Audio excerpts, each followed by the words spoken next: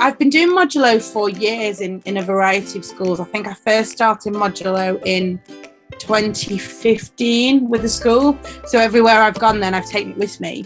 And the kids absolutely love it. And every time I've used it with a group of students, they've absolutely enjoyed it, because it's not just about playing in the orchestra. Yes, that is part of the day and a huge part of the day.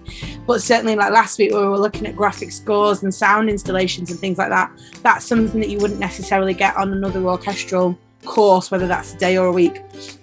So it's really, really nice for the students to explore different ways of using their musical skill.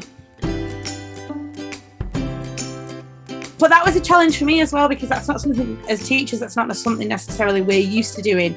And certainly this year, it's not something we've had the opportunity to do much of.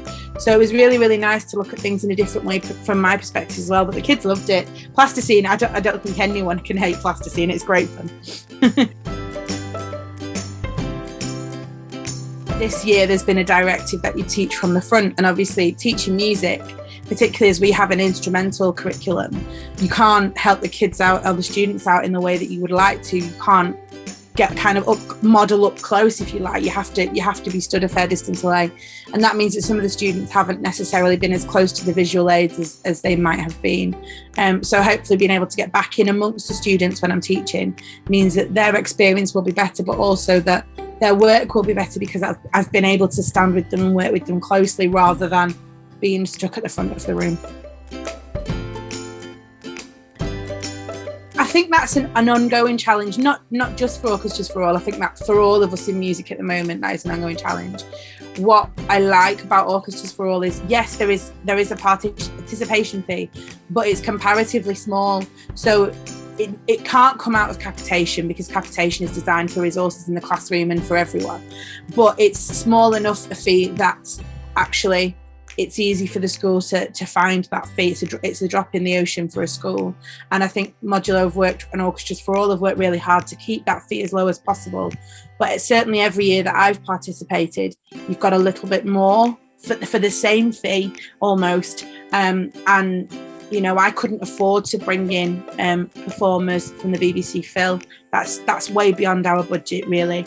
And certainly for Hathershaw, who've never had that before, and certainly not for a very long time, that's a real opportunity and something that the students will be talking about for a long time. Even on Thursday, when we saw Pete, one of the guys that came in from the BBC Phil, on the screen, the kids were all waving frantically because it was Pete, and they'd met Pete and they'd spent a little bit of time with him, so they were really excited to see him in that professional capacity.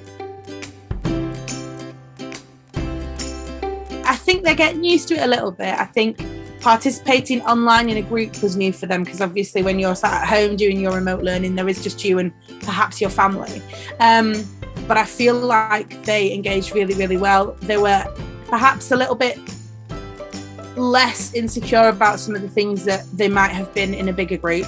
Similarly, when we were doing the warm-up, I kind of had to encourage them a little bit more, because they almost felt a bit silly because they weren't part of a bigger group. So it kind of worked both ways for them. There were definitely some activities they did better at because it was just them. The team are very, very friendly. Across my years with Orchestras for All, there's never been a tutor or a member of the team who hasn't been approachable, and who the students I've worked with haven't had a lovely time with. So I think that really, really helps that everybody is so calm and so friendly. I've been very lucky that we've been gifted to Orchestras for All 10 or 12 instruments, and that's not something you get everywhere else either. So it'll be really, really nice to bring those instruments back to school and for students to make use of them. And in our case, they are students who maybe can't afford an instrument at home but really want to learn to play, or have an instrument at home that's broken and they don't know how to fix it. So we can loan them one until it's repaired. So it will provide more opportunities for more of our students, which is fantastic. I think it would be to take the step, to be brave.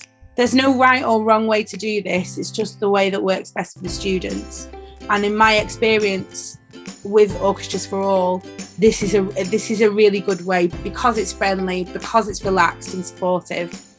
I used to travel from Preston, so really far north, and we were having a bit of a tube dilemma, and I just rang Orchestras for All and said, we really want to come, but we don't know about this, and I was helped to get the kids there. And because everyone at Orchestras for All wants children to be involved in the orchestra and have that experience, which is so invaluable, they'll do whatever they can to help get us there. And I think if anyone's in doubt about giving this a go, the team are more than happy to do everything they can to help, and that's a really good place to start.